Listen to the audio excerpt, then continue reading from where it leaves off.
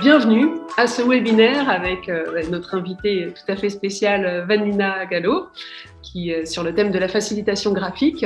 Donc, je me présente, je m'appelle Valérie Andrade, je suis la cofondatrice d'un espace de coworking qui se situe à Sceaux et que j'anime au quotidien. Et c'est en animant cet espace que je rencontre régulièrement Juliana, qui fait partie des habitués du lieu.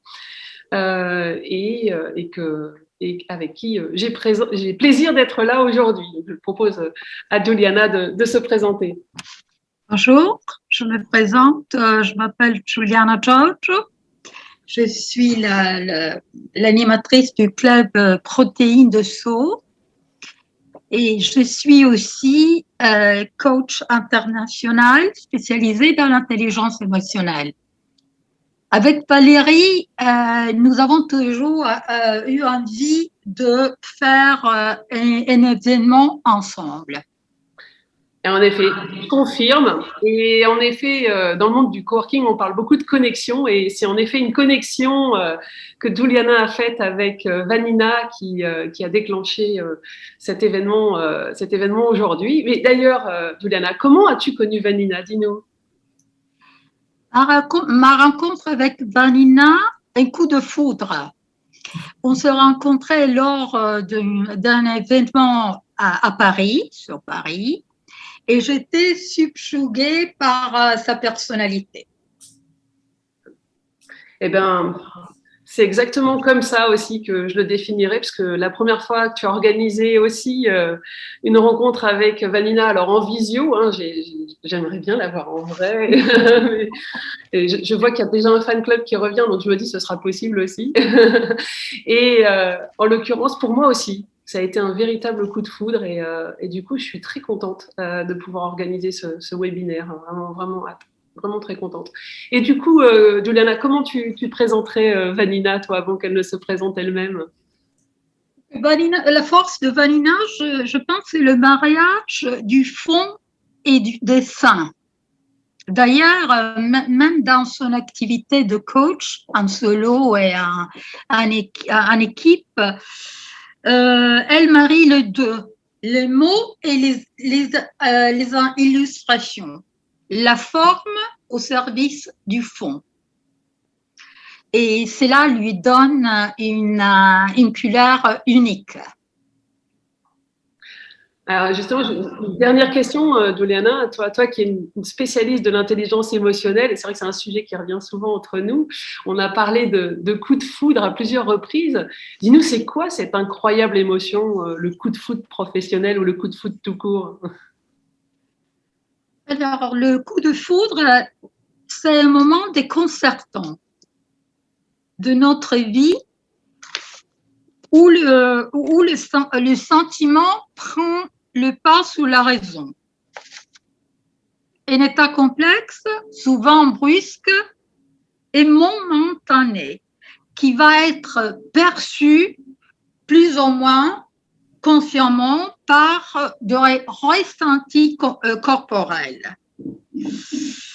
Un coup de foudre est possible, bien sûr, à titre personnel et aussi dans nos vies professionnelles.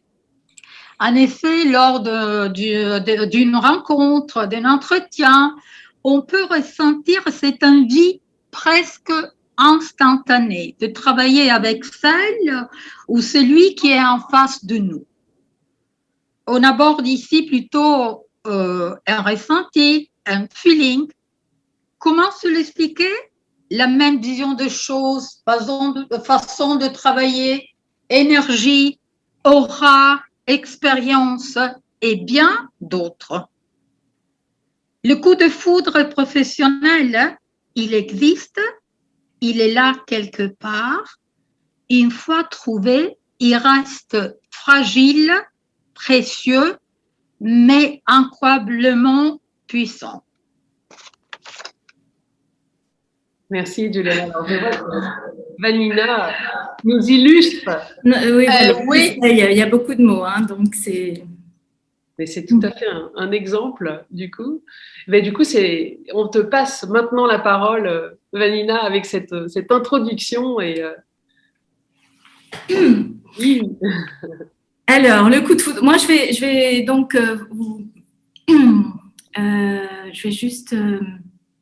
Je vais donc commencer à vous parler et vous allez voir mon iPad en fait, en direct, parce que je vais dessiner et nous allons tous dessiner ensemble.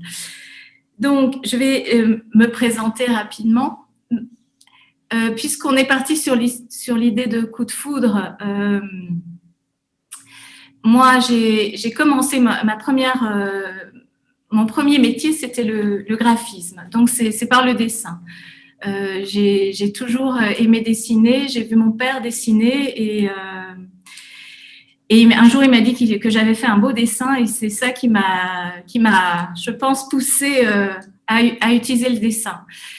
J'ai donc été graphiste pendant plus de 15 ans et puis je me suis rendu compte que j'en avais un peu marre d'être derrière un ordinateur et que c'était la relation qui était importante pour moi et j'ai initié une sorte de transition professionnelle. J'avais aussi fait une longue thérapie et j'ai décidé d'accompagner des gens. Et donc, je me suis formée au coaching, c'était en 2005, j'ai fait une formation. Et j'avais un ami consultant qui est revenu un jour des États-Unis en me disant « Ah, j'ai vu un nouveau métier aux États-Unis, c'est quelqu'un qui dessine pendant les séminaires et qui écrit au tableau tout ce qu'on dit et qui en fait un dessin. » Et il m'a dit « Toi, Vanina, qui te forme à l'écoute et qui dessine, tu n'aimerais pas faire ce métier? Parce que moi, je cherche quelqu'un qui fasse ça en France. » Ça, c'était en 2007. Et donc, il m'a proposé de faire un test. Il a convoqué plusieurs consultants à qui il voulait présenter un nouveau procédé qui s'appelait The World Café. Et moi, je me suis retrouvée devant une trentaine de consultants devant un tableau. Et je n'avais jamais fait ça de ma vie. Et j'ai commencé par faire des petits smileys, dessiner les gens qui étaient là, mettre leurs prénoms. Les idées, je les ai un peu rassemblées. J'ai fait un dessin qui était très sommaire pour les facilitateurs d'aujourd'hui. Mais les gens étaient subjugués. Et moi, j'ai adoré cette expérience. J'ai trouvé que c'était comme une sorte de happening. Et ça m'a. J'étais heureuse d'avoir réussi à faire ça. Et donc, voilà, moi, je me suis installée en tant que coach, mais j'ai aussi commencé à faire de la facilitation graphique à côté du coaching. Et puis, de 2007 dans les années 2015, là, j'ai commencé à me dire que je voulais former les gens. En fait, je me suis rendu compte que moi aussi, dans mes notes, je dessinais de plus en plus. À force de dessiner pour les autres, j'ai intégré davantage le dessin dans ma prise de notes, dans mes réflexions, aussi dans l'accompagnement au coaching. Et donc, j'ai commencé à proposer des formations pour que ça puisse servir à tout le monde, aussi bien des gens qui voulaient devenir facilitateurs graphiques, mais aussi des gens qui avaient envie d'utiliser ça dans leur métier, de façon personnelle, pour leur développement. Enfin, voilà, c'était une formation large. Et puis en 2017, on m'a proposé, un peu avant, on m'a proposé de faire un livre qui est paru en 2017 et qui s'appelle « Penser en images » et qui est très bientôt et qui est sur le point d'être épuisé. Voilà, je viens de l'apprendre, je l'ai appris par Valérie qui n'a pas réussi à se le procurer. Voilà, j'essaierai de rééditer d'une autre façon une fois que j'aurai récupéré les droits. Et il y a récemment aussi, j'ai édité un oracle des dieux et des déesses grecques. Alors, les dieux grecs sont une autre passion. Et là, ce sont des images aussi, mais des images plutôt symboliques ou bien archétypales. Voilà, donc l'image a toujours accompagné mon parcours. Et pour moi, c'est toujours un plaisir d'aider les gens à se réapproprier ce talent qu'on a tous spontanément quand on est enfant. Alors, là, je vais vous montrer quelques exemples de sketchnoting, de facilitation graphique. Je vais essayer de vous agrandir les images. Donc, sur la première ligne, c'était pour un séminaire sur une compagnie de IT. Voilà, c'était des images qui représentaient différents groupes de réflexion. Donc, je vous les montre rapidement. C'est vraiment juste pour vous donner une idée de à quoi ça peut ressembler. Ici, en dessous, c'était un séminaire pour la ville de Levallois sur les RH parlent au RH. Et autour de… Voilà, il y avait une séquence d'accueil où il y a eu plusieurs mots-clés, plusieurs concepts. Et puis après, il y avait… toute une réflexion sur comment fidéliser les salariés. Après, ce sont d'autres images. Alors, parfois, je fais ça sur des PowerPoint, parfois c'est sur… des paperboards, parfois c'est sur des formats plus grands, je vais vous montrer. Là, c'est sur des paperboards, donc… ça, c'était, je pense, pour un séminaire aussi sur l'audace. Voilà. Et puis, le dernier exemple, c'était en anglais. Là, c'était sur un séminaire sur l'éthique et la gouvernance. Et donc là, ça, c'était sur un format beaucoup plus long. Donc voilà, ça donne une image qui se déroule au fur et à mesure du séminaire. Alors, les usages, eh bien, il y en a des multiples, un peu comme quelqu'un l'a déjà dit. On peut l'utiliser pour soi, pour prendre des notes, pour faire des comptes rendus, pour réfléchir, pour mieux réfléchir, même de façon très personnelle ou par rapport à son métier, son activité. On peut s'en servir pour faire des présentations, pour faire des brainstorming, pour justement garder une trace vivante de ce qui se passe dans une réunion. On réfléchit. On peut s'en servir pour faire de la cartographie, expliquer des process, des modes d'emploi, pour rendre les choses claires, parce qu'après, je vais vous montrer un peu ce que moi j'appelle les deux buts de la pensée visuelle. Et puis, on peut évidemment s'en servir pour rendre compte d'un processus en cours, un séminaire, une conférence. Et puis, on peut faire ce qu'on appelle, en fait, la facilitation graphique, ce serait faciliter et dessiner en même temps. Donc, utiliser le dessin pour faciliter un processus, se servir de modèles. Voilà, je vais vous expliquer un peu tout ça au fur et à mesure. Il y a peut-être de nouveaux usages aussi à inventer. En tout cas, c'est sortir d'une écriture linéaire pour utiliser le symbole, utiliser la couleur, utiliser toutes sortes de signes qui vont rendre un message encore plus vivant et compréhensible en une image. Les exemples que je vous ai montrés tout à l'heure, c'est pas évident de rentrer dedans quand on n'a pas participé au séminaire. Le dessin, en fait, il sert souvent de support pour expliquer ce qu'on a vécu, pour rendre compte de quelque chose. On rentre pas dedans dans un dessin comme ça tout seul. Tout à l'heure, je vous expliquerai aussi que dessiner, c'est une partie du travail. Après, c'est d'utiliser ce dessin comme support de l'histoire que vous allez raconter, de ce que vous allez rendre compte avec ce dessin. Et ce que vous allez expliquer, eh bien, ce sera encore plus vivant, encore plus marquant parce que vous servez aussi de l'œil, voilà, et pas que de l'ouïe pour faire passer ce message. Et donc, ce qu'on retire comme bénéfice, eh bien, c'est une meilleure attention, aussi bien quand on écoute que quand on et qu'on prend des notes, que quand on voit un dessin se former sous nos yeux. Tous les participants à mes formations, je trouve que c'est assez extraordinaire de voir comment n'importe qui écoute à sa façon et se rend compte qu'en dessinant, eh bien,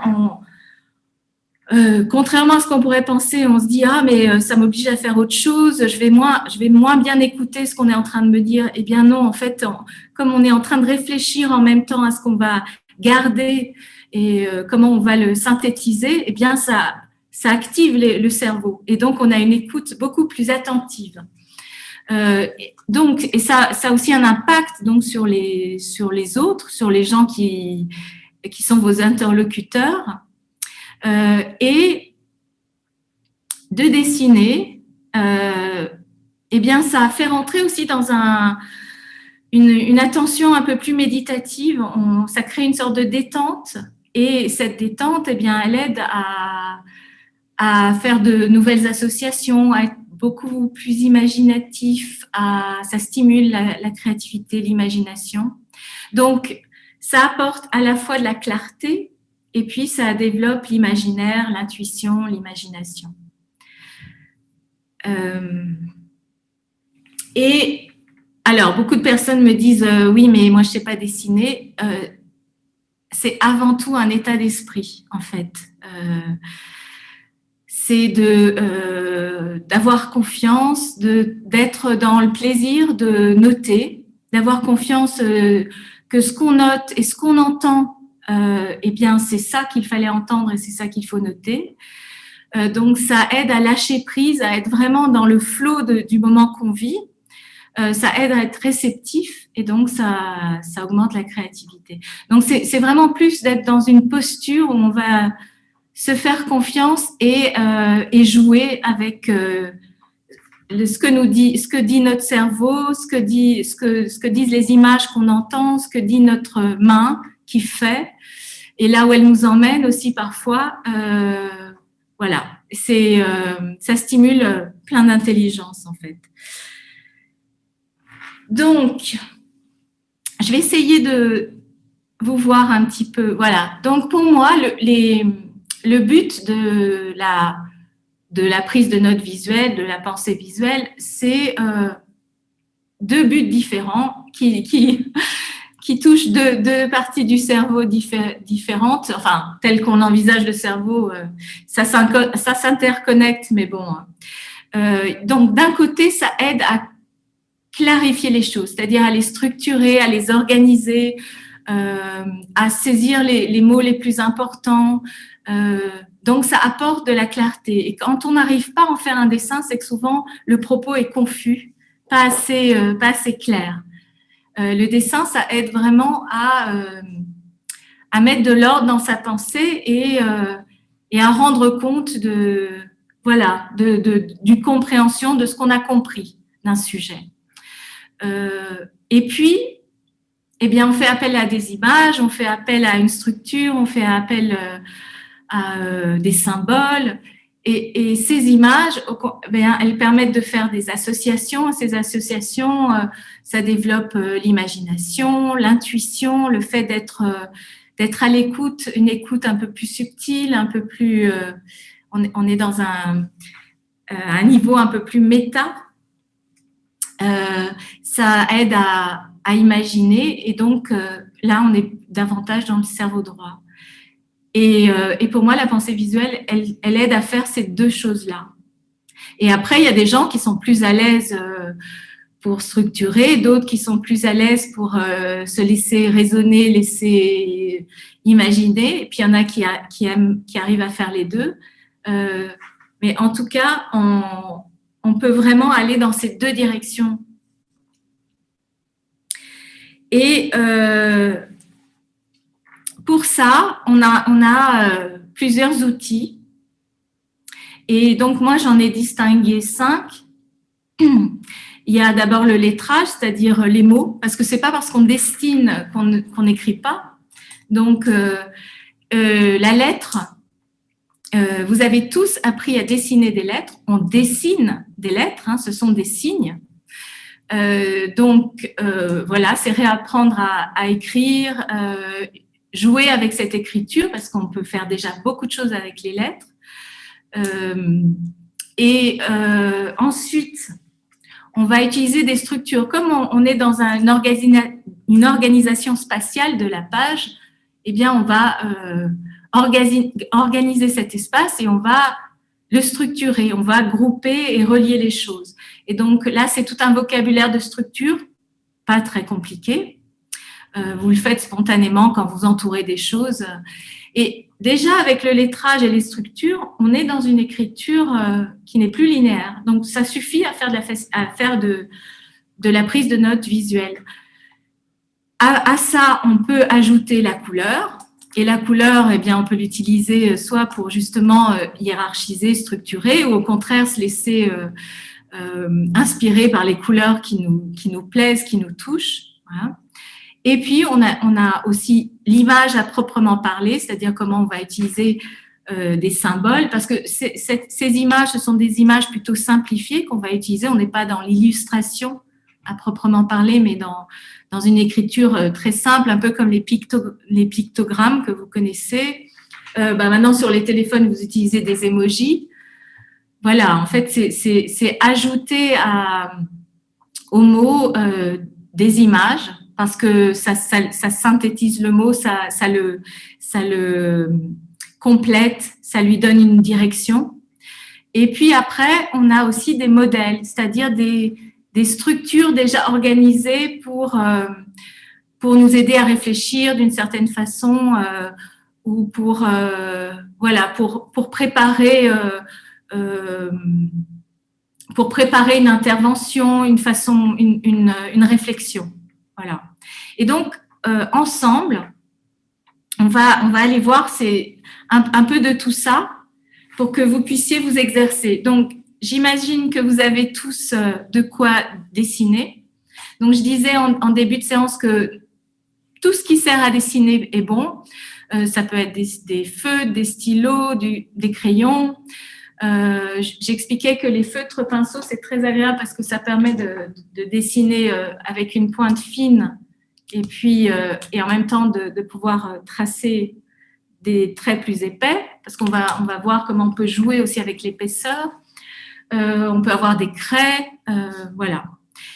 Une des notions les plus importantes dans ce travail, c'est quand même le plaisir. Donc, faites-vous plaisir. Ayez le matériel qui vous plaît. Voilà. Et il faut tester et voir ce qui vous plaît. Et moi, je vais dessiner avec vous. Donc, on va dessiner tous ensemble pour explorer un peu cette boîte à outils visuelle. Alors, la première chose, c'est le lettrage. Donc, moi, je vais vous proposer d'écrire votre prénom. Hein, on va jouer avec le prénom. Donc, je vais prendre des prénoms que je vois, hein, comme ça, mais vous pouvez jouer avec le vôtre. Donc, on va commencer par écrire en majuscule. Et vous écrivez tous de façon automatique. Là, je vais vous demander d'être vraiment avec votre crayon ou votre feutre et de tracer les lettres comme si c'était, comme si vous les redécouvriez. Hein. Vous prenez vraiment plaisir à tracer chaque lettre. Et l'idée, c'est de respirer, hein, voilà, de respirer aussi entre chaque lettre. Hein. On fait souvent les choses un peu en apnée. Là, c'est vraiment de mettre de la présence dans le fait de tracer des lettres. Donc, par exemple, je vais prendre Valérie. Voilà. Donc, je trace les lettres, hein, tranquillement, juste pour reprendre le plaisir de tracer, de faire des traits. Alors, là, je le fais avec un feutre gros, mais je peux aussi le faire avec quelque chose de plus fin. Donc, je vais prendre… Voilà.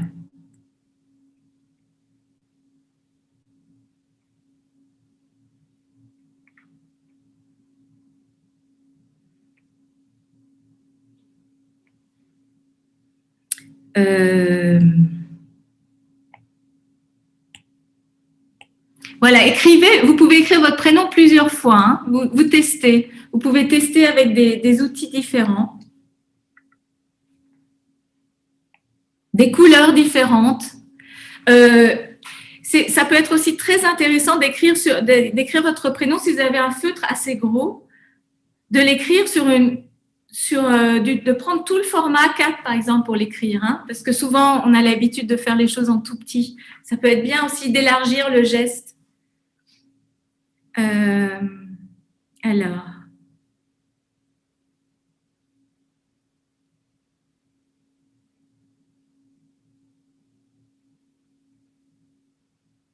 Donc là, pour l'instant, on fait ce qu'on appelle une écriture bâton, toute simple, en majuscule. Voilà.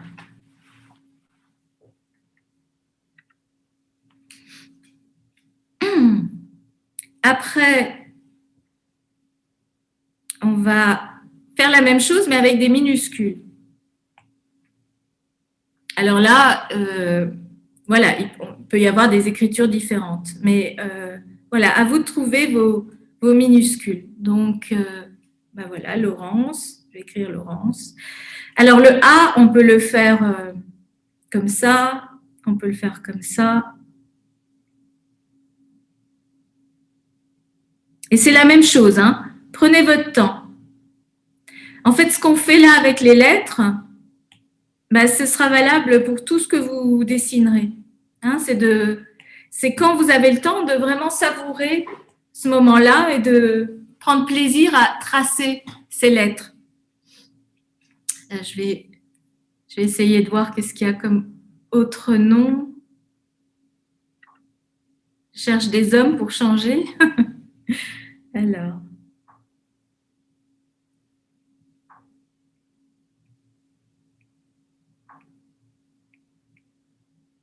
Et là aussi, vous pouvez changer de taille, essayer d'écrire en petit ou en très grand. C'est bien de changer de dimension.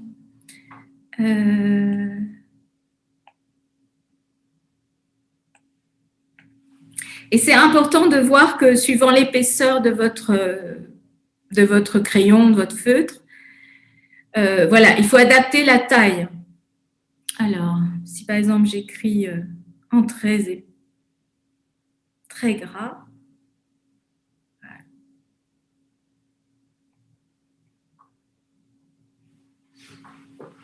Je ne peux pas écrire en petit. Quand j'ai un gros feutre, je ne peux pas écrire en tout petit, ça ne marche pas.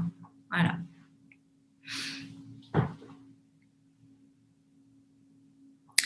Et je vais rajouter une page parce que comme ça, je vais faire les exemples à côté. Et après, on a ce qu'on appelle l'écriture manuscrite aussi. Voilà, je vous montre 3 styles. Ça veut dire qu'on va lier les lettres entre elles. Alors, je vais prendre...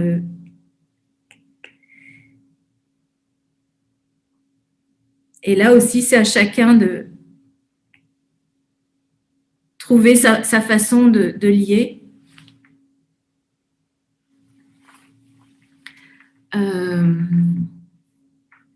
Vous n'êtes pas obligé d'utiliser ces différents types d'écriture, hein, c'est juste pour vous montrer différents styles. Alors, je ne vois pas. Ouais.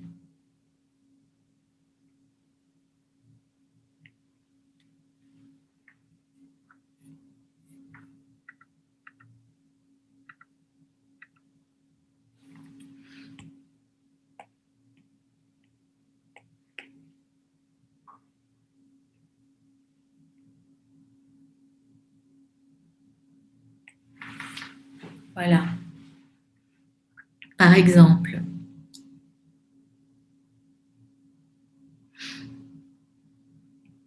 Donc voilà, là aussi, vous pouvez essayer, je vais essayer de vous le faire en tout petit aussi. Voilà, vous pouvez écrire à des tailles différentes, hein, pour voir. Et au début, c'est normal, la main est on est un peu comme un moteur qui est un peu froid au début, hein, quand on trace. Même tout le monde, hein. Tout le monde est un peu froid. Et puis au fur et à mesure, la main se réchauffe et puis les traits vont devenir plus fluides. Voilà, ça détend au fur et à mesure. On se détend.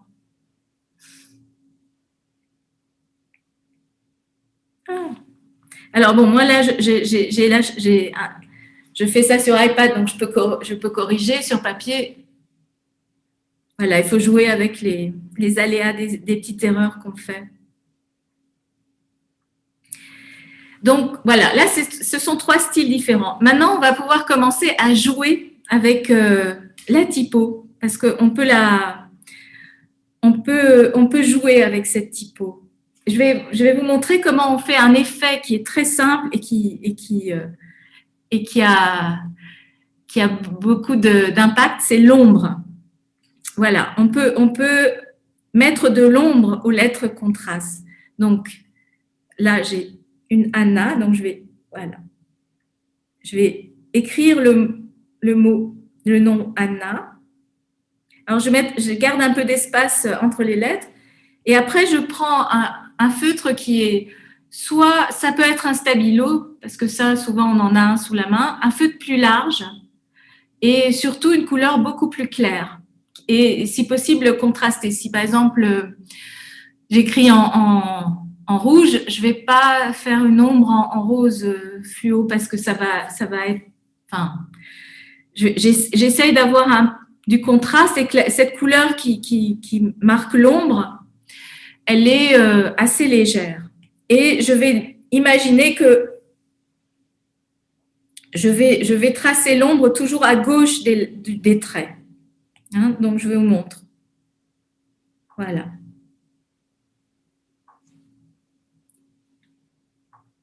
Donc, tout ce qui est à gauche, je le double vers la gauche.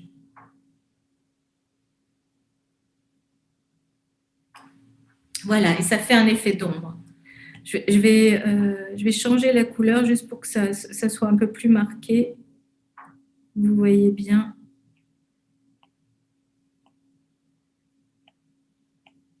Voilà.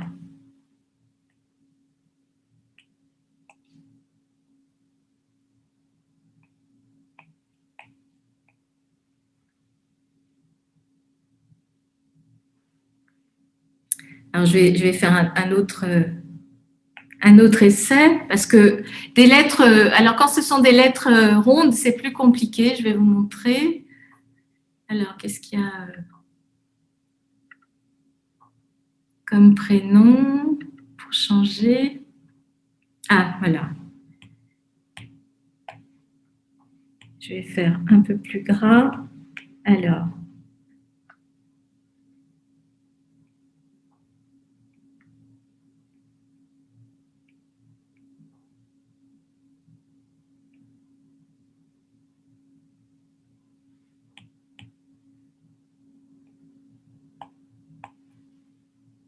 Donc, là, je fais l'ombre à gauche.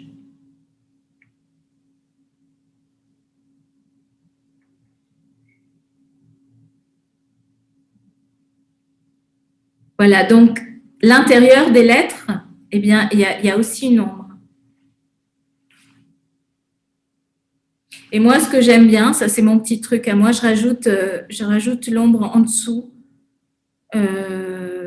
des barres, des barres horizontales, juste parce que ça rajoute. Mais voilà. Disons que ça, c'est une façon simple de faire une ombre. En fait, vous doublez la lettre.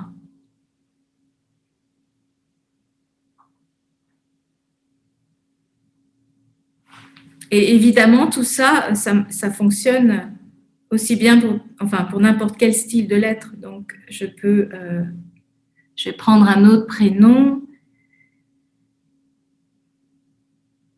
Voilà, je peux le faire avec des minuscules et avec voilà.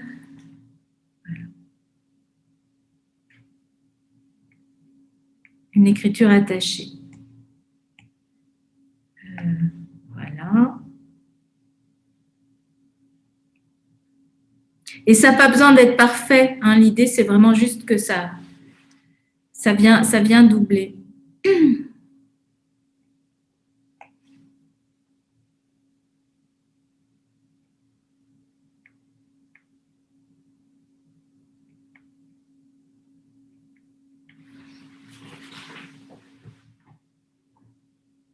Bon, j'espère que vous arrivez tous à à jouer avec ça.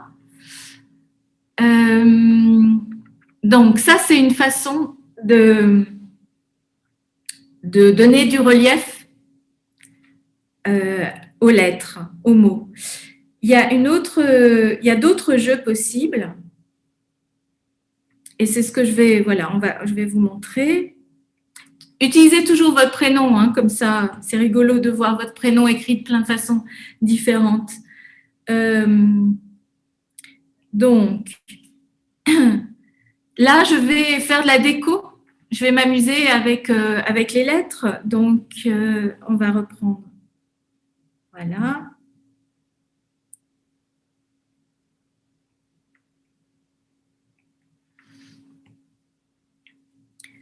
Donc, je peux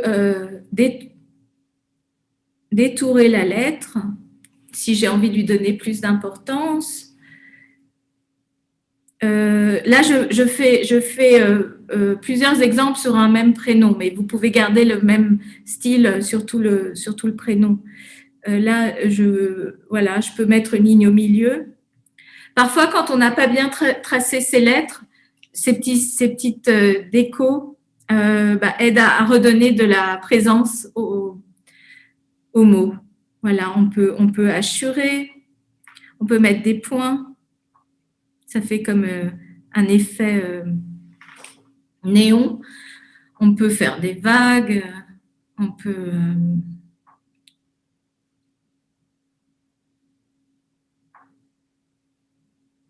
Voilà, on peut inventer plein de petits effets pour animer ces mots. Parce que l'idée, c'est vraiment de donner un mouvement, donner un élan, donner de l'âme au dessin qu'on est en train de faire. Donc, il y a plein de petits effets possibles. Après, on peut utiliser la lettre pour signifier un sentiment. Voilà, je vous ai donné des exemples à côté. Voilà, si on veut illustrer l'idée de nervosité, si on veut jouer avec l'idée de quelque chose qui flash. Mais ça peut être plein d'exemples. Je vais prendre un prénom pour faire un petit essai. J'espère que je ne vais pas trop vite pour vous. Alors. Non, c'est parfait, on a le temps d'écrire. C'est bon, super. Je plains les prénoms un peu plus longs, mais... Oui, voilà. Bon, vous pouvez aussi prendre le diminutif, si... Oui, il y a des gens qui ont des prénoms courts, c'est vrai que c'est plus facile. Alors, par exemple...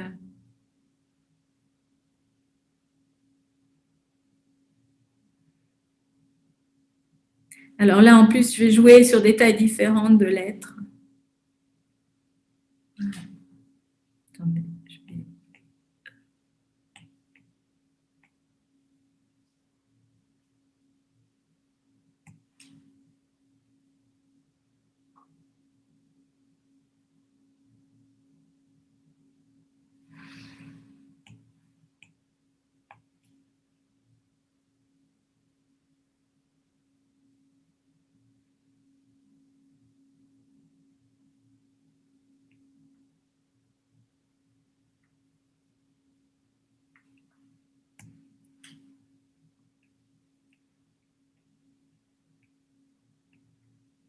Voilà.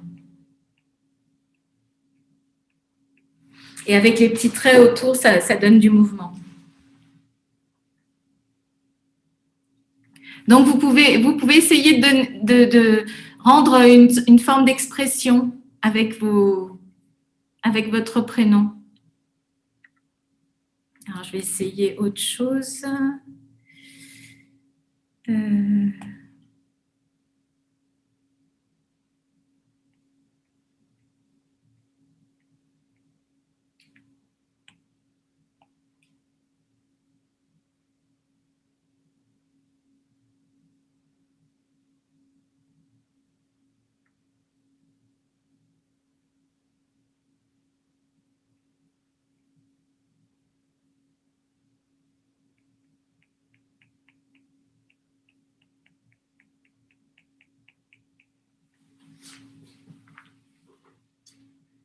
voilà, et d'écrire de cette façon-là, bah déjà, ça indique, il y a déjà un mouvement dans le mot. Hein, c'est plus juste un mot écrit, c'est un mot qui vit, qui exprime quelque chose. Et puis après, vous pouvez jouer aussi avec certaines lettres et les remplacer par des petites images. Voilà. Donc, je vais essayer de trouver d'autres prénoms. Je vais aller un peu plus loin dans la liste.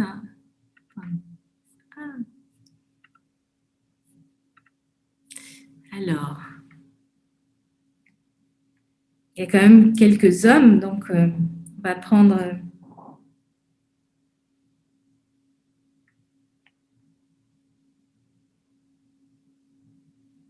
Alors, Michel. Vous pouvez jouer avec ça, en fait, avec des mots. Hein. Moi, je ne connais pas Michel, alors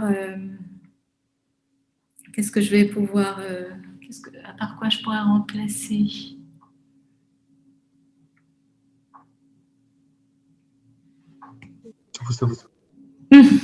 Je vais lui mettre des ailes. Voilà.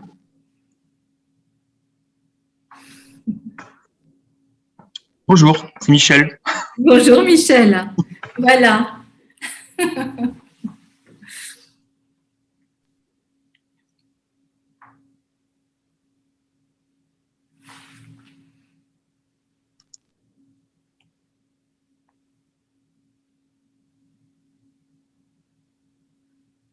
Alors, je vais prendre Valérie aussi. Valérie, elle a beaucoup de pêche. Alors,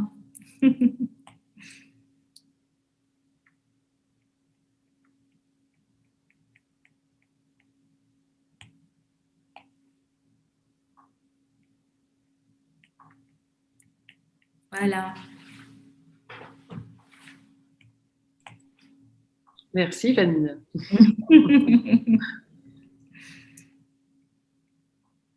On peut la faire rayonner.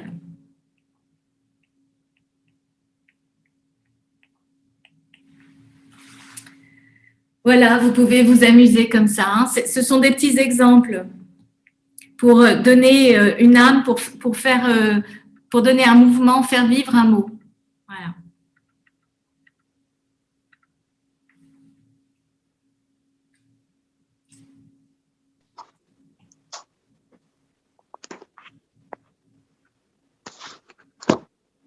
Donc, vous pouvez choisir un de ces exemples et puis voir, tester sur votre prénom.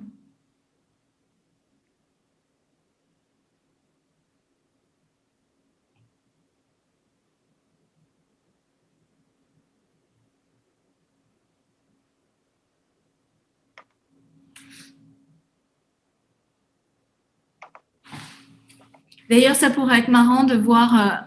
Ce qui serait bien, c'est de le faire en grand. Je regarde que le temps. Enfin, oui. Bon, on va avancer un petit peu. Donc, ça, ce sont les lettres. Hein, c'est comment jouer avec les lettres.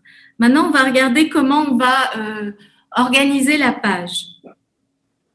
Donc, on va la structurer. Et en gros, pour moi, les deux grands mouvements qu'on fait quand on structure spatialement, c'est de relier. Donc, relier, c'est assez simple, c'est avec des flèches. Alors, les flèches, elles peuvent être de plusieurs façons.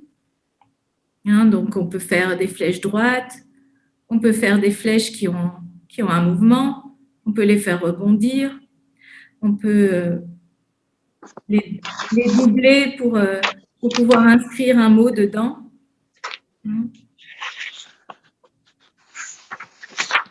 Voilà.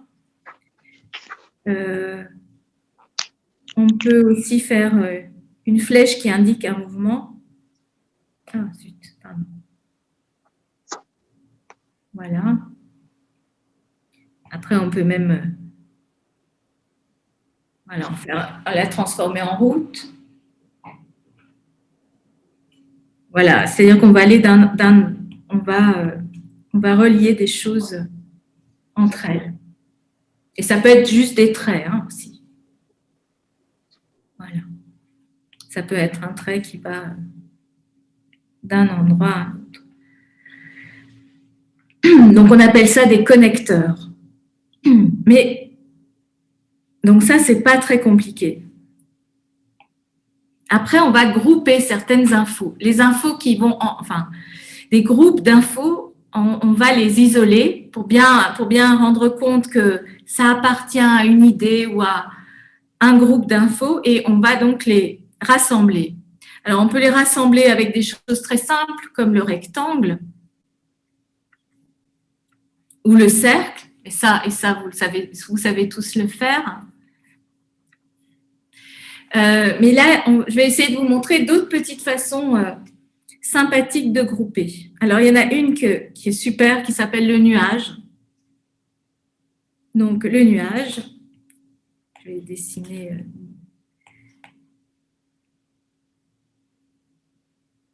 Voilà. L'avantage du nuage, c'est qu'il peut prendre la forme qu'on veut. Donc, parfois, quand vous avez écrit plusieurs choses,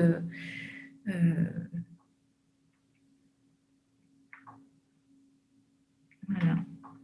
Et puis, vous voulez dire que ça appartient à un même groupe. Ben voilà, hop, vous le groupez. Et ça peut prendre la forme que vous voulez, le nuage. Et c'est déjà plus parlant qu'un cercle. Voilà, c'est un nuage. Après, il y a un autre contenant qui est la bulle. Parce que la bulle, c'est dynamique, c'est comme un cercle, mais avec cette petite pointe, eh ben, ça indique une parole. C'est déjà plus dynamique qu'un cercle. Donc, une bulle, eh bien, ça peut être ovale. Ah, zut. Attendez, je vais réduire ça. Comme ça, j'aurai plus de place.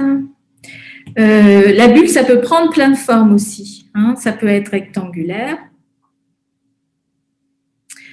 Ça peut être une bulle nuage. Enfin, voilà. Et puis moi, parfois, ce que je fais, c'est vraiment juste une simple bulle en fil. Voilà.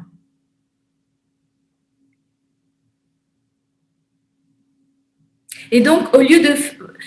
voilà, quand vous, par exemple, vous groupez plein d'idées, vous faites un brainstorming, vous avez plein d'idées. Oh. Je vais vous montrer ça. Voilà, vous pourriez faire que des cercles pour montrer les différentes idées. Mais vous pouvez faire des bulles. Voilà. C'est un peu plus vivant que le cercle. Voilà, ça indique une parole. Vous pourriez faire aussi plein de nuages. Voilà. Et puis à un endroit, vous rajoutez le soleil. Ça, on va voir. Voilà. C'est juste avec quelques petits éléments, on entre déjà dans une image. Après, pour grouper, il y a encore d'autres choses. Alors, je vais commencer par le bas parce qu'effectivement, en fait, là, c'est pas tant pour grouper que pour indiquer certaines infos. Donc, pour la date, par exemple, pour dire aujourd'hui, on est le 19. Voilà. On est le 19 avril.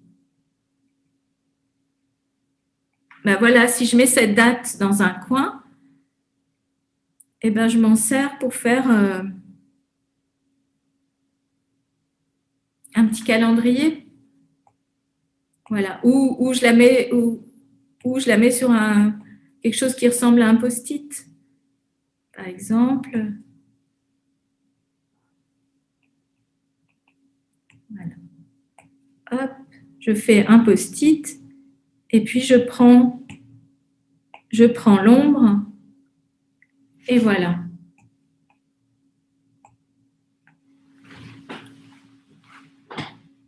Voilà.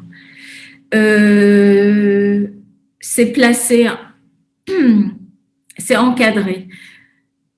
Quand vous avez un titre à faire, je vais vous montrer comment on fait cette bannière. Parce que visiblement, elle a beaucoup de succès. Les gens adorent faire.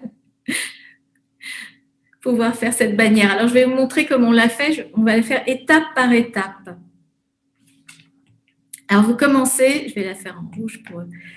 Vous commencez par faire un rectangle.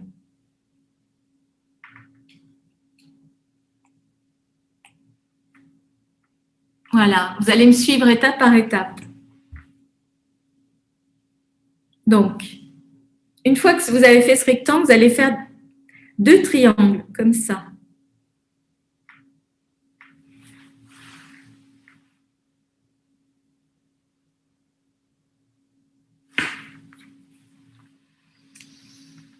Et vous allez prolonger la base du triangle par un autre rectangle. Et ce rectangle, il devra avoir la même épaisseur que celui du dessus. Hein, donc, voilà. Ça veut dire que cette taille-là, c'est à peu près optiquement égal à celle-là. Ou que cet espace-là correspond à celui-là. Voilà. Hein, et donc, et vous le faites des 2 côtés. Et puis après, je vais vous le refaire. Une fois que vous avez l'habitude de faire ça, eh bien vous pouvez voilà, ajouter ce petit côté de terminaison comme ça. Et donc, je vais mettre aujourd'hui facilitation graphique.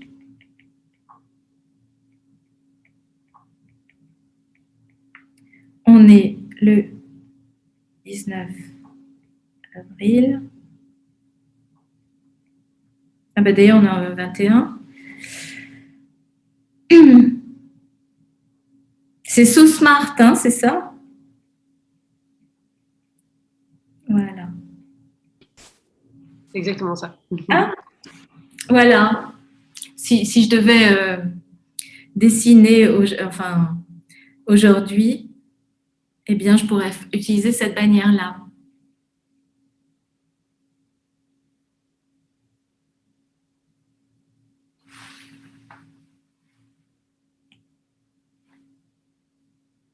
Et puis après, pour marquer les étapes, on peut utiliser plusieurs choses. Mais si on reste dans la bannière, tout ça, eh ben, on a effectivement les drapeaux. Voilà, par exemple, quand vous illustrez un process, vous pouvez mettre des drapeaux pour symboliser les différentes étapes. Alors, les drapeaux, il peut y en avoir de toutes sortes. Voilà. Hop.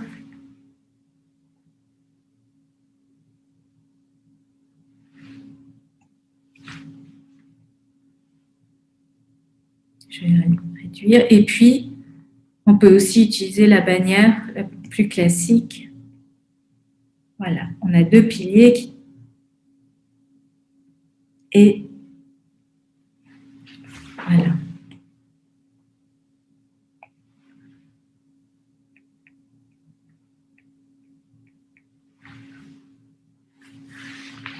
Pour dire quel est notre objectif. Voilà, ça, ce sont des petits signes avec lesquels vous pouvez jouer pour noter les différents éléments d'une réflexion ou d'un parcours.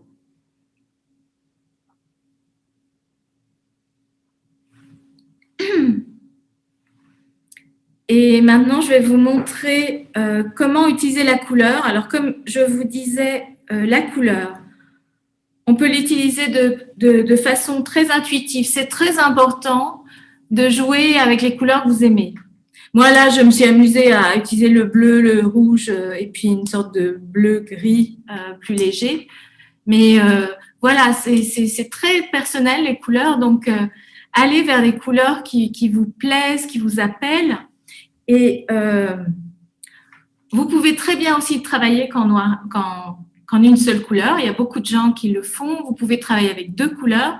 Et là, je voulais vous montrer comment utiliser ces 3 couleurs parce que ça permet une assez grande palette.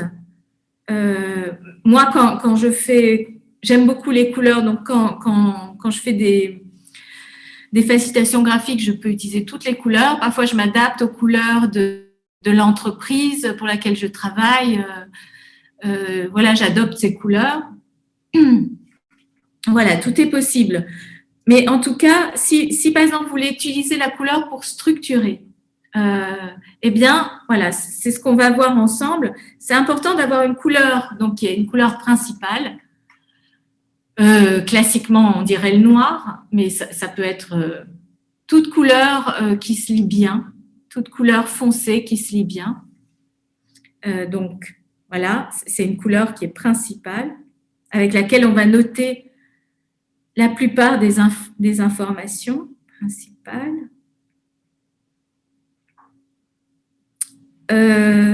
Après, il y a une deuxième couleur qui, elle, va justement être différente pour pouvoir marquer les choses, pour les faire ressortir.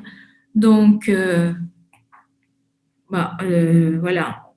On pense souvent au rouge, mais ça peut être autre chose. Hein. Je vais vous montrer d'autres exemples. Et puis, c'est bien d'avoir une couleur plus claire avec lesquelles on va pouvoir justement surligner, souligner ou faire l'ombre. Donc là, par exemple, moi, j'aurais un stabilo. Donc, ce serait, par exemple, un jaune. Et donc, cette couleur, elle va me permettre de... Voilà. Elle est plus claire, je peux l'utiliser pour faire des ombres. Donc là, je vous ai fait un exemple en noir ou jaune. C'est vraiment une question de sensibilité, hein, la couleur. Donc, c'est à vous de trouver les couleurs avec lesquelles vous êtes à l'aise. Mais je vais vous montrer autre chose. Par exemple, je pourrais très bien prendre comme couleur principale un bordeaux. Alors, la couleur de focus, c'est bien qu'elle se distingue. Hein. Donc, je peux prendre un vert. Et puis, celle-là, je la veux plus douce. Donc, je peux prendre quelque chose de... Alors, attendez, je vais changer. Voilà, je peux prendre un gris, quelque chose de plus pâle. Voilà. Et c'est à vous de voir quelles sont les couleurs avec lesquelles vous voulez jouer. Hein, de faire des essais. Je vais faire quelque chose d'un peu plus joyeux que ça. Ça, c'est... Voilà. Il y a une touche de jaune là, c'est mieux. Mais c'est vraiment, voilà, c'est une question de sensibilité, les couleurs. Donc, fiez-vous à ce qui vous attire. Et comme ça, vous pouvez utiliser ces 3 couleurs de façon différente. Hein, le vert va ressortir par rapport à... par exemple, je vais mettre le titre. Voilà, ça c'est mes titres seront en vert. Si ce sont des titres beaucoup plus importants, je peux même les faire ressortir.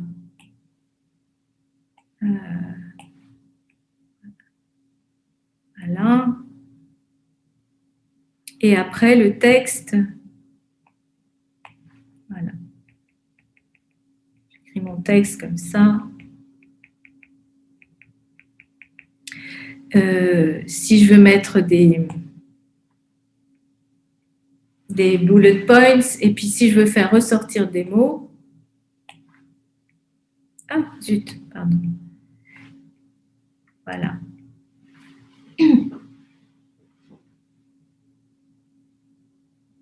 Et vous pouvez faire tout en noir et puis venir avec de la couleur rajouter quelques... Ça, c'est tout à fait possible. Il y a beaucoup de gens qui travaillent comme ça.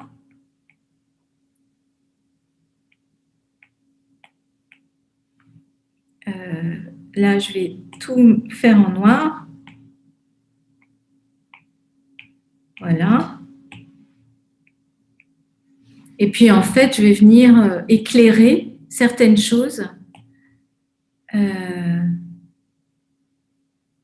Voilà, je peux encadrer, je peux souligner et je peux venir éclairer certaines choses et faire ressortir. Voilà, parce que tout le but de la prise de notes, c'est de vraiment faire ressortir les choses qui sont importantes, plus importantes que les autres. Et puis maintenant, on va aller voir un peu les images. Voilà, on va rentrer dans l'image. Et alors quand même, une des choses les plus importantes dans l'image, eh bien, c'est quand même l'être humain. Hein, on parle de nous, on parle de l'être humain, donc c'est de dessiner des silhouettes. Alors, les silhouettes, c'est pas très compliqué non plus. On peut faire ce qu'on appelle les bonhommes allumettes. C'est pas très... Voilà, on a tous fait ça. Ben, ça marche. En fait, ces silhouettes, elles sont pratiques parce qu'on peut les faire bouger facilement. Voilà. Et puis, ben, vous pouvez tout de suite rajouter le petit smiley. Vous pouvez faire des bonhommes patates. Hein, voilà. Donc, le corps est déjà un peu plus présent. Des bonhommes carrés.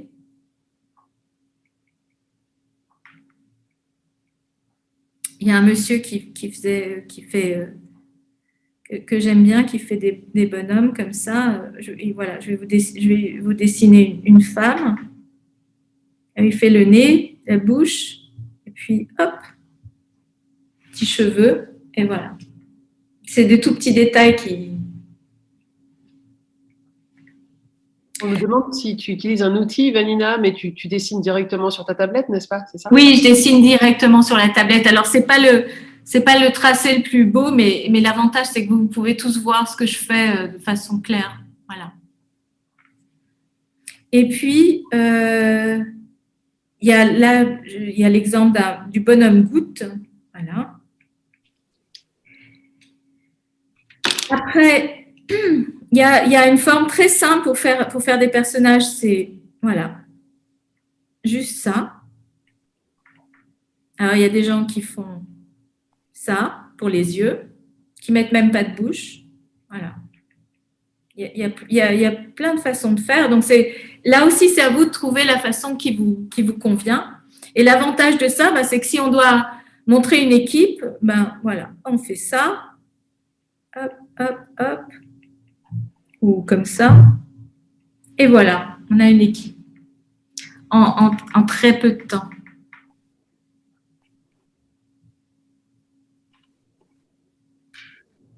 Et puis après, je vais vous montrer un des bonhommes qui est aussi très utilisé, qu'on appelle le bonhomme étoile. Alors, le bonhomme étoile, eh bien, voilà, c'est... Voilà. Ça, c'est un bonhomme étoile. Donc, après, on peut le faire sauter de joie. Voilà.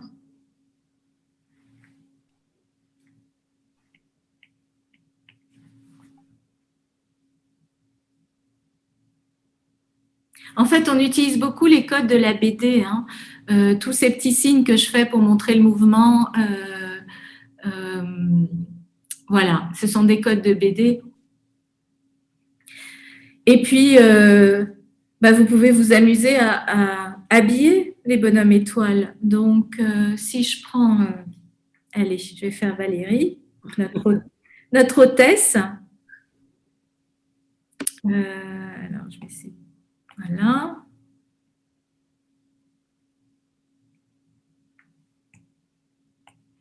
Donc, je ne sais pas comment Qu'est-ce que tu portes en dessous? Mais c'est pas grave, je vais deviner. Voilà, elle a un chemisier et un pull. Bon. Enfin, un gilet.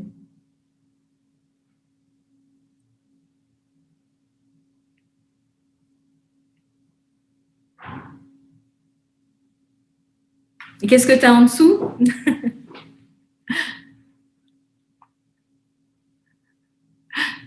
Je t'entends pas, Valérie, parce que ton micro est coupé. Oh, pardon. Je dis en dessous de mon chemisier. Non. Non. Je blague. Non, je ne suis pas encore déshabillée. J'ai un pantalon noir. D'accord. Mais c'est tout à fait fidèle, en effet.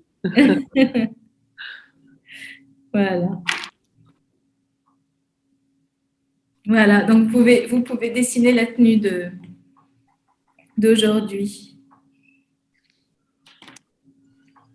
Voilà. C'est joli, hein? C'est très joli.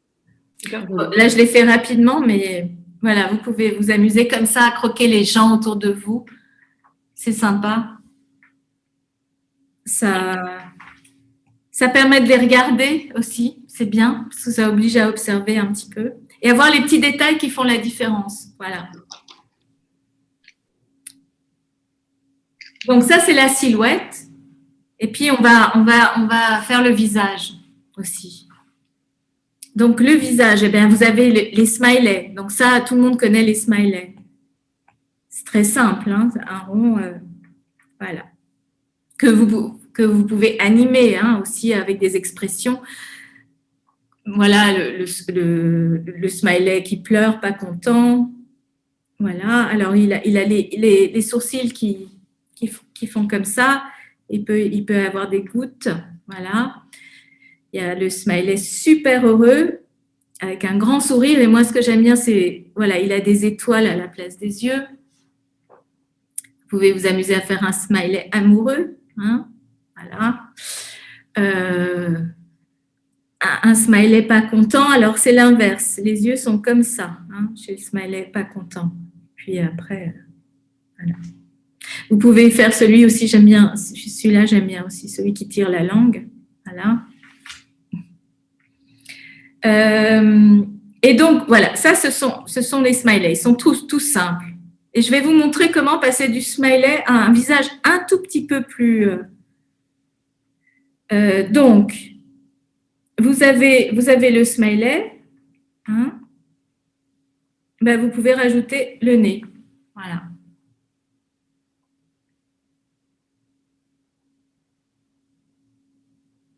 Après, une fois que vous avez rajouté le nez, on reprend notre petit smiley avec son nez. Eh bien, vous pouvez rajouter les sourcils. On va y aller étape par étape. Alors moi, c'est un truc que je fais moi, parce que ça va plus vite. Je lis un sourcil avec le nez. Donc, je fais ça. Voilà. Voilà, ça, c'est mon petit truc à moi. Et vous n'êtes pas obligé. Des visages, là aussi, il y en a plein. Il y a plein de façons de faire des visages. Moi, je vous montre comment je fais et comment vous pouvez y aller progressivement. Alors, maintenant que j'ai mon visage qui commence déjà à ressembler de plus en plus à un visage, ben, je peux rajouter les oreilles. Alors, les oreilles, c'est à peu près à la hauteur des yeux. Ça démarre à la hauteur des yeux. Et puis, après ça,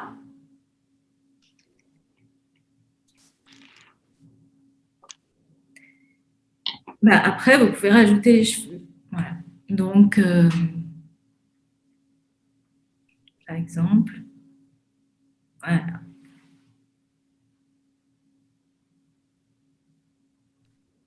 Et là, en fait, le même visage, suivant les détails que vous allez faire, je prends le même. Voilà, c'est un homme ou une femme.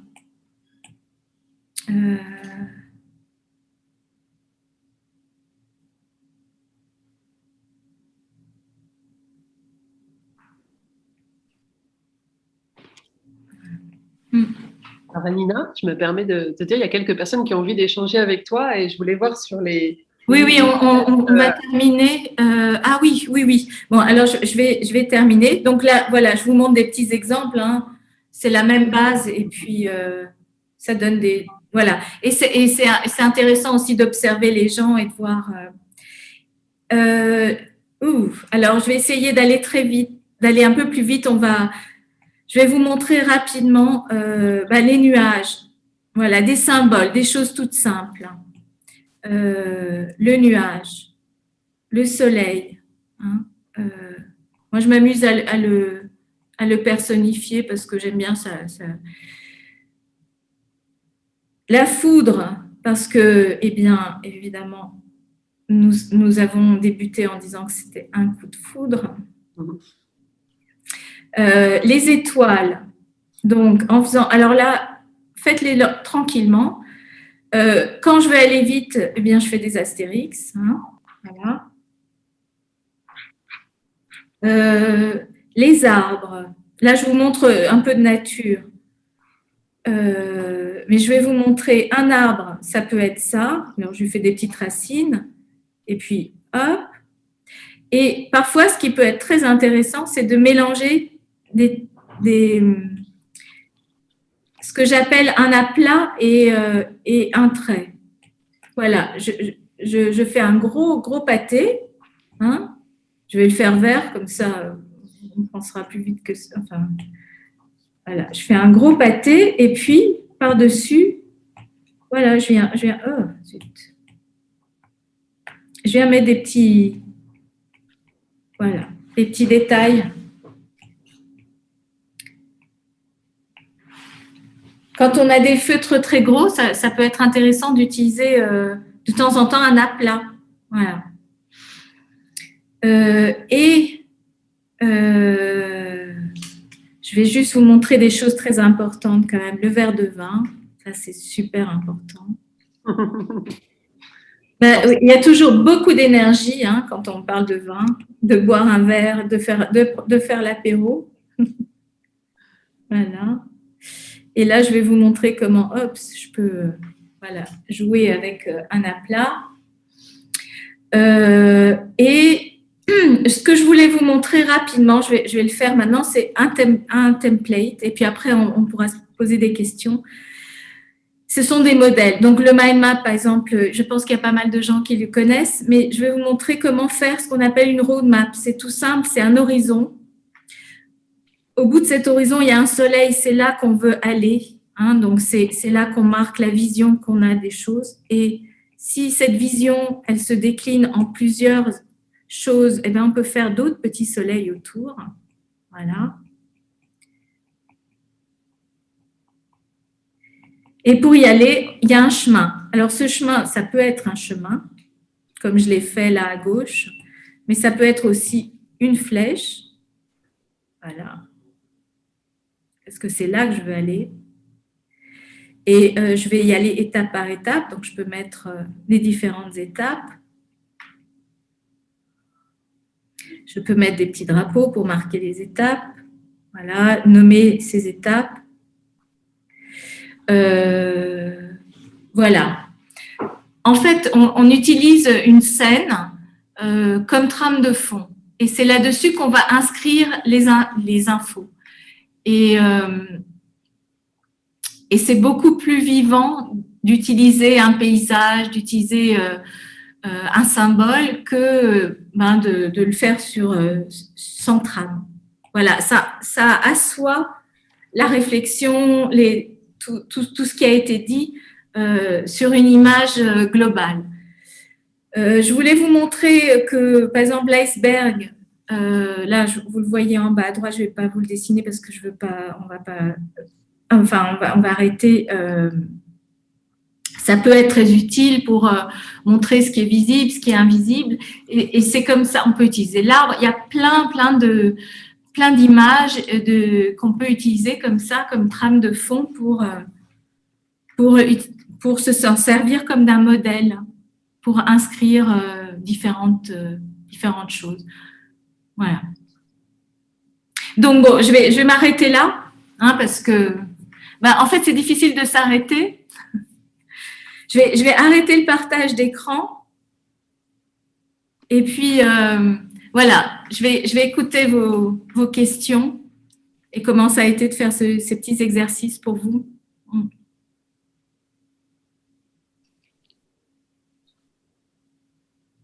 Donc, ceux qui veulent me poser une question, faut activer le micro. Je veux bien poser une question. Oui. Je me suis bien régalée, merci beaucoup. Et en fait, j'aimerais bien avoir des conseils sur les bons stylos, les bons feutres, où les acheter et où trouver. Parce que moi, j'avais plein, mais il y en avait, voilà, je me dis qu'il doit y avoir des bons trucs en termes de matériel. Pour le faire sur du papier, et après, il y a évidemment pour pouvoir le faire aussi sur une tablette. Non, mais c'est plus agréable sur le papier. Moi, je vous l'ai fait sur le… Enfin, la tablette a des avantages, c'est-à-dire qu'on peut réduire, agrandir, corriger, changer de couleur, ce qu'on ne peut pas faire sur le papier. Mais sur le papier, le rapport, enfin, le plaisir physique est beaucoup plus fort. Et puis, on peut jouer avec des matières. Bon, enfin, sur tablette aussi, mais bon, le rapport au papier est quand même très… Moi, je préfère… Enfin, j'aime beaucoup faire sur papier. En fait, alors, il faut aller dans des magasins de beaux-arts parce que c'est là qu'il y a du beau matériel. Il faut tester, il faut essayer. Voilà, il ne faut pas hésiter à prendre des stylos différents et puis essayer, voir. Moi, je conseille souvent les feutres Neuland. C'est une marque allemande. Quand on veut travailler sur paperboard en grand, il y a une marque allemande. Je vais vous montrer. Ce sont ces stylos-là. Donc, ils sont très épais.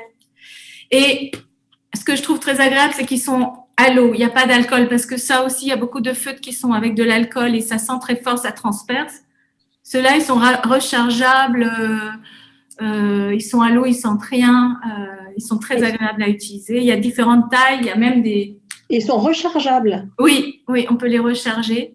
Ah, donc c'est écolo en plus. Oui, c'est allemand. C'est super écolo. On peut même changer les pointes. Voilà. Et ils existent même en feutre pinceau. Je vais essayer de vous montrer rapidement le feutre pinceau. L'avantage, c'est que je peux faire un trait comme ça. Oh, il ne marche pas bien sûr. Je peux faire un trait très fin ou je peux faire un trait très épais. Voilà. Bon, après, avec les pointes, c'est aussi… Là, ça, c'est un feutre biseauté. Voilà, là aussi, je peux utiliser un bout. Voilà. Et quand vous tracez des traits épais, voilà, il faut vraiment y aller pleinement avec toute la largeur. Voilà. On a deux questions là, du coup. Il y a les marques, parce que du coup, et puis aussi sur un tableau de classe ou sur un tableau blanc, s'il te plaît, qu'est-ce qu'on peut… Là, on utilise des craies, non? Enfin, sur un tableau noir. Ah non, sur un tableau blanc. Alors, ceux-là, ils existent pour tableau blanc aussi. D'accord. Et l'avantage aussi, c'est que c'est pas les sempiternelles mêmes couleurs, c'est-à-dire noir, rouge, vert et bleu. Voilà. Là, il y a des couleurs, des nuances de teintes un peu plus jolies. On peut même fabriquer ses propres couleurs. Mais il y a plein de marques. Moi, ça, c'est une marque qui est très bien pour tout ce qui est séminaire, animé, écrire sur paperboard. Voilà, c'est super. Mais après, quand c'est la prise de notes pour soi, il y a plein de matériel. Moi, je veux bien vous envoyer ma petite liste. Je peux vous envoyer une photo avec certains des matériels que j'utilise et après, c'est à vous de tester. Des crayons, il y a des crayons aquarellables, des craies aquarellables. Il y a plein de choses. Super, merci beaucoup. Est-ce qu'il y a d'autres questions? N'hésitez pas à prendre la parole et échanger avec Vanina. J'avais juste envie de témoigner, parce que j'ai travaillé avec des facilitateurs graphiques, sur le fait qu'on peut le faire sur des grands rouleaux de papier craft assez longs et avoir beaucoup plus grand que le tableau papier. Et du coup, ça peut faire comme un grand scénario, par exemple, pour accompagner tout un séminaire. C'est vraiment chouette. Oui, tout à fait. On peut acheter, alors chez Neuland, on peut acheter un rouleau qui fait 25 mètres de long et qui est un papier assez beau. Et sinon, il y a le papier craft qui est très bien aussi. Voilà. Effectivement, on peut le scotcher sur un mur et faire toute la progression au fur et à mesure. Moi, il y a une chose qui m'intrigue, c'est quand on assiste à un événement et qu'on ne sait pas ce qui va se passer, puisque ça va arriver, comment on organise les dessins sur une page blanche? Je me vois tout à fait avoir un coin avec plein de trucs où j'ai plus de place, et puis plus loin sur la page, il y a plein d'espace. Alors, sur une tablette, on peut déplacer les choses, mais sur du papier, on ne peut pas. C'est une question d'habitude et de pratique, je suppose. Oui, c'est une question d'habitude, de confiance. Beaucoup de confiance, de se dire qu'on va y arriver, enfin, on va retomber sur ses pieds. Mais bon, après, c'est une question un peu d'habitude de manier ça, mais ça vient assez vite. Et quand on est sur ces rouleaux, on va de gauche à droite, ou alors, en fait, on a deux lectures toujours possibles. C'est soit on commence on lit de gauche à droite, de haut en bas, ou alors on démarre au centre. Voilà. Et on va tourner autour de ce centre. Donc, vous avez ces deux grandes options, en fait. Hein. Et soit c'est un chemin qui va d'un point A à un point B, soit on va utiliser la notion de circulaire. On met le sujet au centre, un peu comme dans le mind mapping. Voilà. On met le sujet au centre et on va mettre des choses autour et soit elles vont se dérouler, soit on fait des cercles concentriques et ça, il y a plusieurs façons. Et en fait, c'est vrai que les modèles de base comme ça, c'est bien de les avoir en tête et puis de se dire, là, je commence au milieu ou je commence, en haut à gauche. Et une fois qu'on est lancé dans quelque chose, on déroule. Et en fait, c'est vraiment une question de se fier à son intuition, de se dire je vais là, et puis après peut-être je ferai là. Et au fur et à mesure, on organise. Et à la fin, c'est toujours bien de se garder du temps pour finaliser son dessin, pour venir ajouter des petites choses. Parfois, je me retrouve avec des espaces un peu plus vides, mais je viens mettre des petits traits qui animent. Voilà, il y a toujours un moment. Une fois qu'on a fait quelque chose, on peut encore, on le regarde et là, on va l'équilibrer, on va faire ressortir certaines choses. Voilà, c'est en plusieurs temps, hein. Voilà. Merci, Vanina. J'ai également une question. Quels sont les retours en général que tu as des participants qui sont les témoins et également les speakers dont tu récupères les mots pour en faire des images? Alors, parfois, moi, j'ai l'impression de ne pas avoir compris. Il y a des sujets parfois assez techniques où je me dis, je prends ce que j'arrive à prendre et les gens viennent nous voir et me dire, oh, vous avez compris tout ça, mais comment vous avez fait? Voilà, donc, c'est assez étonnant de voir que des gens qui sont pros, parfois, n'ont pas forcément entendu beaucoup plus de choses que moi. Ils sont souvent très, très émerveillés, voilà. Parce que, en fait, c'est un cadeau. Si vous faites ça, c'est un cadeau. Quoi que vous fassiez, c'est un super cadeau. Parce que vous rendez visible, tangible, quelque chose qui s'est évaporé. Et donc, de toute manière, on écouterait la même histoire. Je ne sais pas combien on est là, on est 30 et quelques. On aurait autant de versions différentes parce que l'idée, c'est pas d'être une machine à enregistrer. Y a des machines qui font ça très bien. C'est que moi, je vais entendre et interpréter les choses d'une certaine façon. Vous allez le faire autrement. C'est digéré par vous. Ça a été intégré par vous. Et c'est ça qui est intéressant. Voilà. Et c'est un cadeau que vous faites, hein. Même en faisant des choses très simples. Ah. Excuse-moi, Vanina, est-ce qu'on peut est-ce qu'il y a quelqu'un qui veut montrer son dessin, hein? Parce que le temps, parce que ça sera très beau si c'est possible. Moi, j'aurais une idée.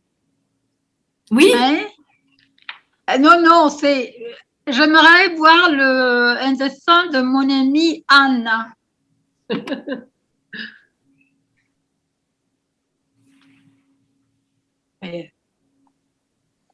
Ceux qui répond veulent pas. peuvent activer leur caméra peut-être pour qu'on puisse discuter ou Oui. montrer leur dessin. Je m'excuse, excusez-moi. J'adorais sa lection, madame. Merci beaucoup. Ben, c'est très, très amusant, mais Pilou. j'adorais à l'utiliser, bien sûr. Merci. Mais c'est super, c'est super tout ce que vous avez fait. Voilà, en fait, c'est pas plus compliqué. Vous avez appris à dessiner des lettres. Là, vous apprenez à dessiner des signes que vous connaissez certainement. En fait, voilà, il faut juste les utiliser, jouer avec et après les associer. Voilà, là, c'est vraiment une mini introduction.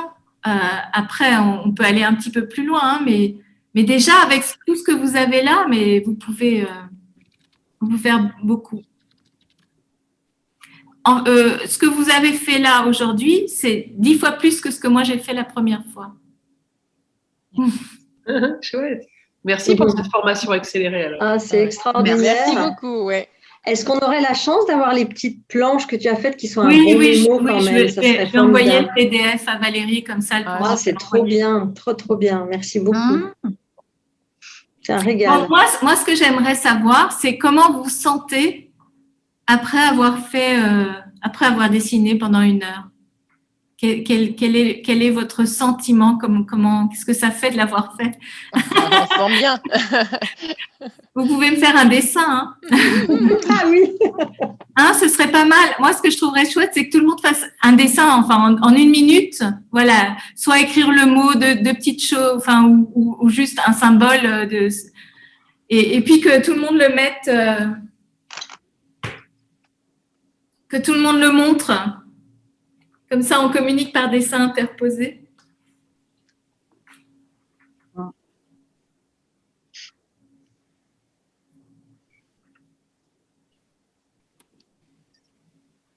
Parce que dans les participants, il y a une personne que j'ai formée, une autre qui est une facilitatrice graphique. Donc, enfin, il y a plusieurs facilitateurs d'ailleurs, facilitateurs graphiques même.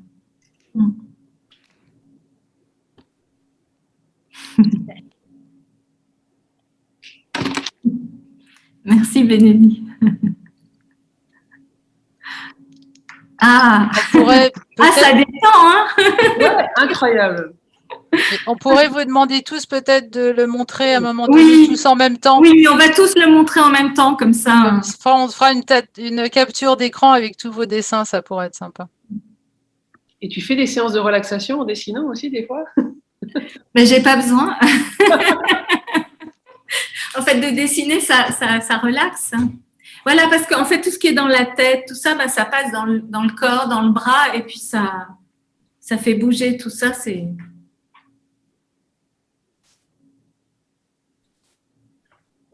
Donc, on y va?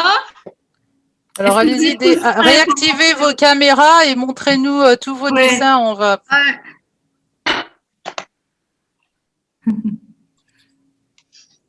Voilà, laissez-les tous à l'écran le temps que tout le monde puisse mettre son petit dessin. Oui. Et il en manque encore un peu là. Je vais faire une capture d'écran. Oui, on va en faire plusieurs et on en fera avec l'enregistrement aussi. Donc voilà. Et moi, je suis à l'envers. Pourquoi je suis à l'envers? Vous n'avez pas écrit à l'envers? Enfin... Non, mais tu te vois toi à l'envers, mais nous, on te voit à l'endroit. Ah, ok, c'est bon. Mais non, quand même, on ne va pas vous demander de dessiner à l'envers. C'est ça, je me dis, tout le monde a dessiné un. Très bien. Super. Merci beaucoup, Valéa. Merci beaucoup, Vanina. Merci beaucoup, vraiment. C'était très poétique, hein?